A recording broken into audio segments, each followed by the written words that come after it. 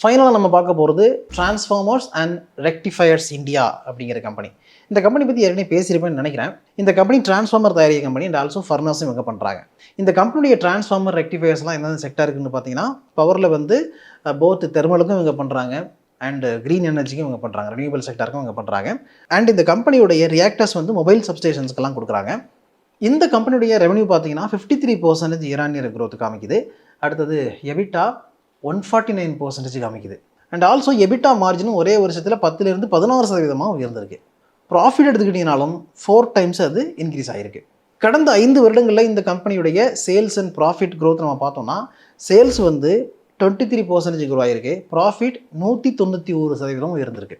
Okay, இந்த ஸ்டாக்குடைய fundamental எப்படி இருக்குன்னு பார்த்தா, ஸ்டாக்குடைய பி ரேஷியோ 52 ரேஞ்சில் இருக்குது, இண்டஸ்ட்ரி பியும் 52 அந்த ரேஞ்சில் தான் இருக்குது, ஸோ ஈக்குவலாக இருக்குது.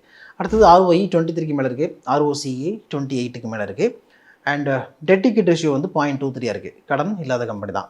அதுக்கப்புறம் வந்து இந்த கம்பெனியுடைய ஃப்ரீ கேஷ் ஃப்ளோ மைனஸில் தான் இருக்குது. ஷேர் ஹோல்டிங் பண்ண பொறுத்த வரைக்கும் ப்ரொமோட்டர் ஹோல்டிங் 64க்கு மேலே இருக்குது அண்ட் FIS 11க்கு மேலே ஹோல்ட் பண்ணுறாங்க, DIS 5.95 வச்சுருக்காங்க, ரிட்டைல் ஹோல்டிங் வந்து 18க்கு மேலே இருக்குது.